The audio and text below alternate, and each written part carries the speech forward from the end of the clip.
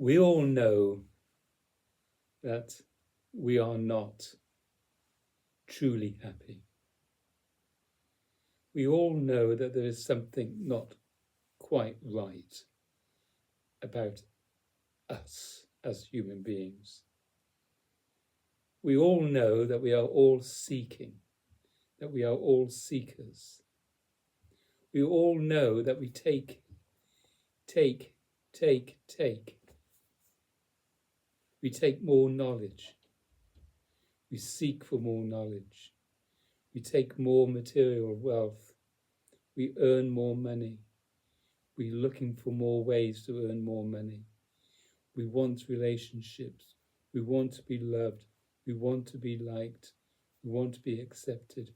We want to be acknowledged. We are not simply happy. We're not simply rested. We aren't. Come on, we've got to face up to this fact that every adult, every human being, child or adult or child, is not feeling at ease. Everyone feels unsettled. No one feels content. Billions of people throughout the ages have felt this discontent. Why do we take on things? Why do we look for love and acknowledgement? Because we don't feel good about ourselves. The body-mind is not rested. It just isn't. So we take on all these techniques. I've just been looking at a program about a cult run by a certain spiritual master who died in the 1990s. And thousands of people were attracted to what he had to say.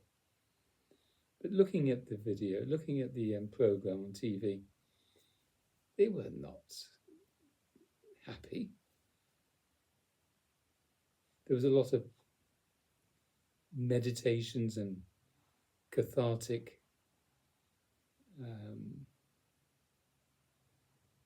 exposure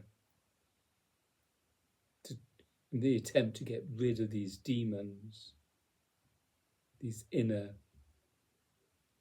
troubles.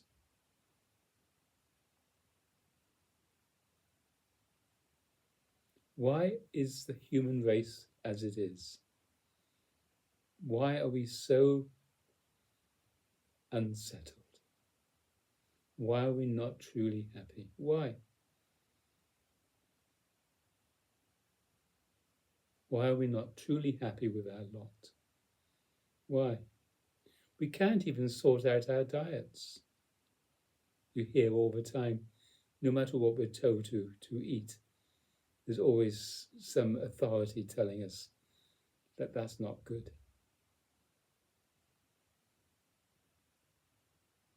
There's so many religions out there wanting our attention. Wherever you go, you see the Jehovah's Witnesses on the street corners. You see them everywhere trying to convert the world. Why? They're not happy, truly happy. What is being truly happy? I have found out that this body-mind is truly happy when it's not seeking. This body-mind couldn't care two hoots what it eats or doesn't eat. It's only in the head. Why is what is in our heads so disturbing? Why do we like this and not like that? Why have we got so many conflicts? Why? And the people that seem to know the answers, they're not happy. They're not settled. They're not at peace. Are you at peace? Millions of people claim to be Christians. Why? What are they attracted to? Why are they Christians? Why do they call themselves Christians? A lot of people are born into the faith. They just happen to call themselves Christians because there's always a question, isn't there, on a form, what is your religion? And so they feel obliged to have a religion. Do you feel obliged? Do you feel obliged to have thoughts and beliefs? What is it all about? How many times throughout the day that you find yourself in a dilemma? Just going to the TV set and trying to find a program that you like. You're in a dilemma. I was in the gym yesterday and this guy said, there's nothing on television nowadays, nothing. So I said to him, well, go to YouTube. There's millions of videos on YouTube. You're bound to find something that interests you. And even if you don't, choose something that you wouldn't normally look at or watch, and you'll find very interesting.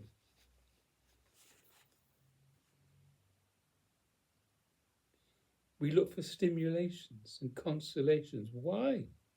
Why does the human body need to be stimulated? Why does the human body need to be consoled? Why are so many people who are reaching their last days or last months of their life in turmoil? Why haven't they got it sorted decades before? I remember as a child, I went to see my godparents, and before my godfather came home, my godmother said to me, I wonder what he might like for supper tonight, or I wonder what he might like.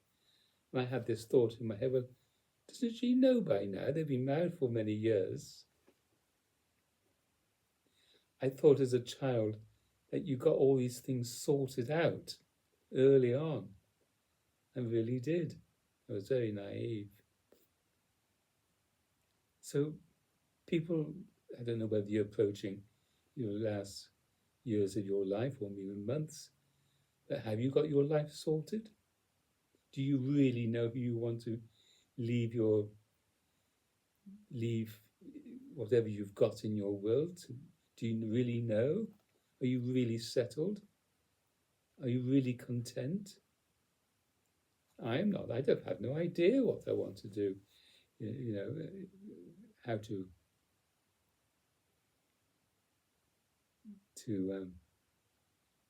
what to leave to whom.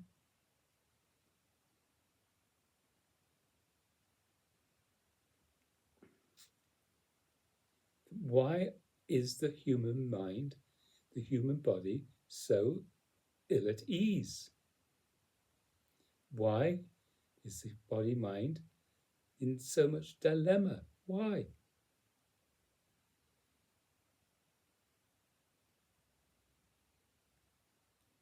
Well, my teacher, Adidas Samwat, simply said to me, it's because of the self-contraction that you don't feel happy. Simple as that. And he used the analogy of the clenched fist. He said, you're doing this self-contraction. And until he had discovered it himself, although it was known about, it has never really been focused upon so much as he. It hasn't been given so much attention as he has had done, as he gave it. Excuse me. The self-contraction is ego. I don't know any other truth. To me, it is obvious that when I do the self-contraction, I'm not happy. No self-contraction, likened to the open hand, this body-mind is simply happy. It really is. It's no big deal to find out that the body-mind is inherently happy. And for me, enlightenment is the finding out that this activity is the ruination of the body-mind's happiness. It really is simple as that. And it is his simplicity that is overlooked, because the mind complicates.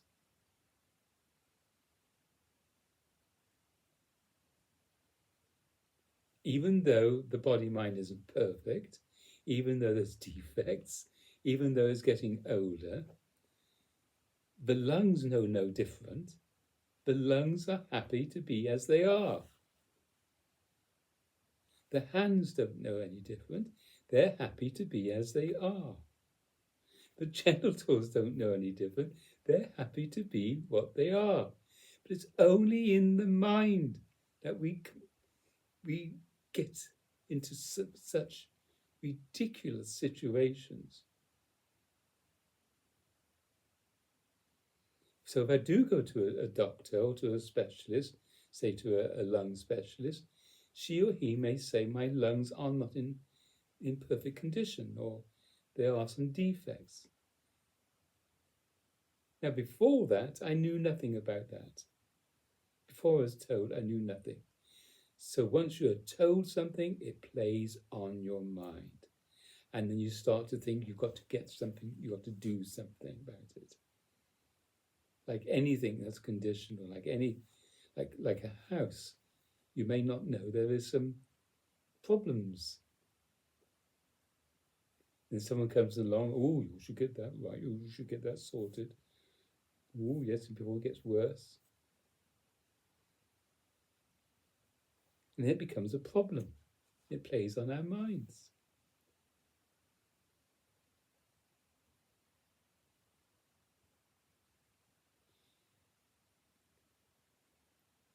So my teacher says, there are no problems. We make life a problem. Everything is fine just as it is. Okay, we've got an unclean glass here. That's not a problem. It's dirty. That's not a problem. But some people can make it a problem. It's not a problem if the building isn't in perfect order. It's not a problem if the lungs aren't quite perfect. Everything is happy as it is. This glass is happy as it is. The tissue is happy as it is. Maybe if someone walks in, I may get disturbed by the fact there's some dirty tissues on the table. I might feel embarrassed. That comes from the self-contraction. No self-contraction. There is only this. There's equilibrium. There's balance. There's what's known as sila, S-I-L-A.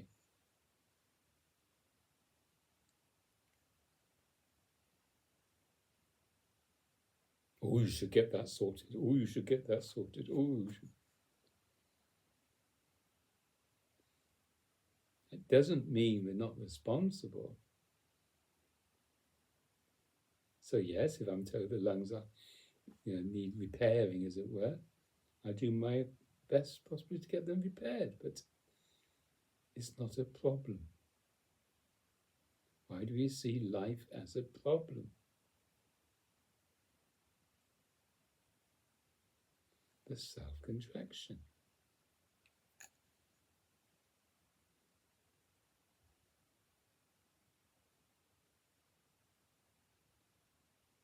If I'm able to rectify something, let's rectify it happily, not to see it as a problem. This all it requires is some water and some soap, and it's cleaned. Requires a bit of effort.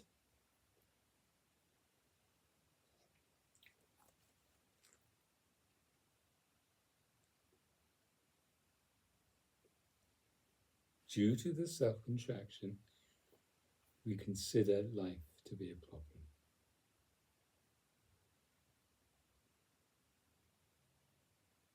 Jesus comes along and says, why are you so anxious? The birds aren't anxious. Why are you so fearful of one another?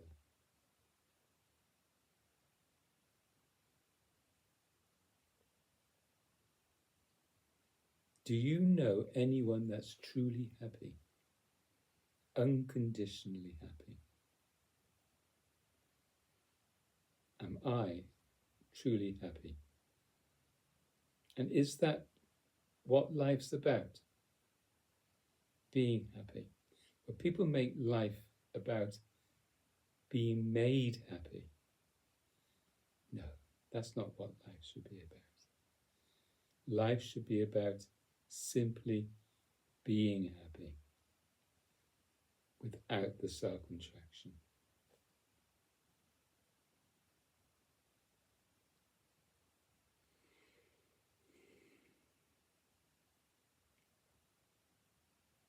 It's the self-contraction that disturbs the body-mind.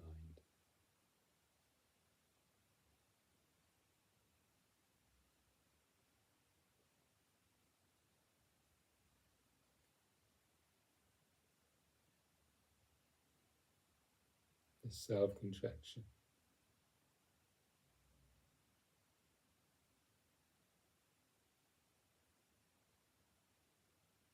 Not the results of the self-contraction, but the root cause is the self-contraction.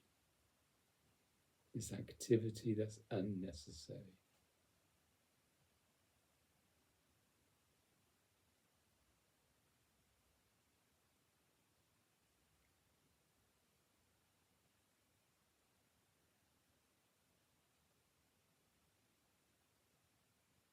Hasn't got to do with anyone else. We're on our own. Once we take responsibility for this body-mind, your body-mind, without insisting that others make you happy. I mean, it's ridiculous if I insist that you should make me happy. It's ridiculous that I should insist that you acknowledge me and I acknowledge you.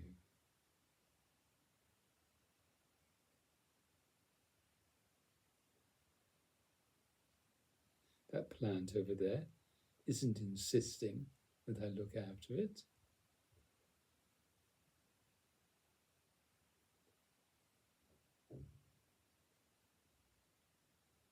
The house isn't insisting that I look after it. But I'm happy to do so. I'm happy to do my best based on whatever knowledge I've got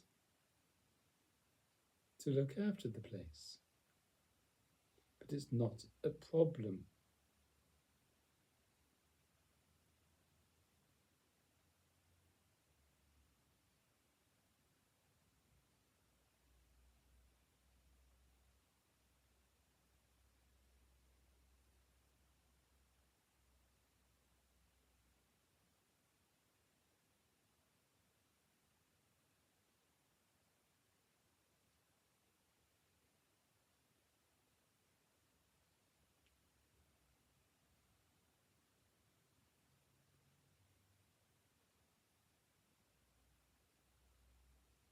The body-mind is inherently at peace.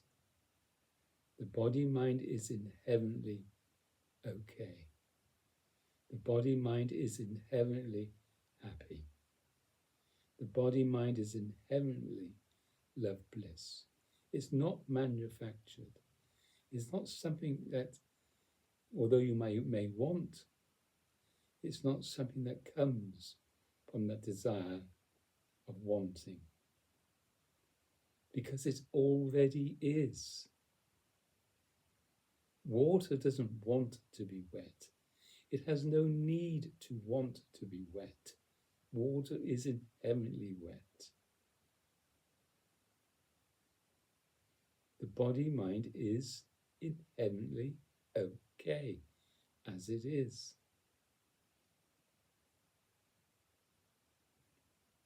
Maybe getting older, maybe falling apart.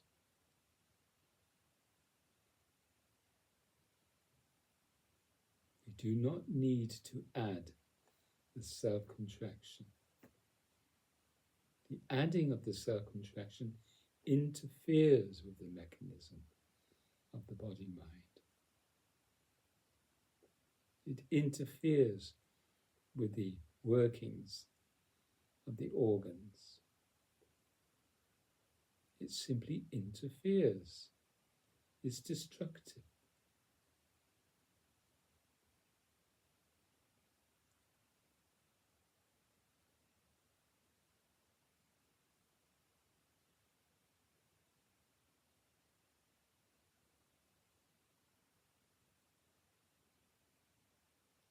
Find this out for yourself.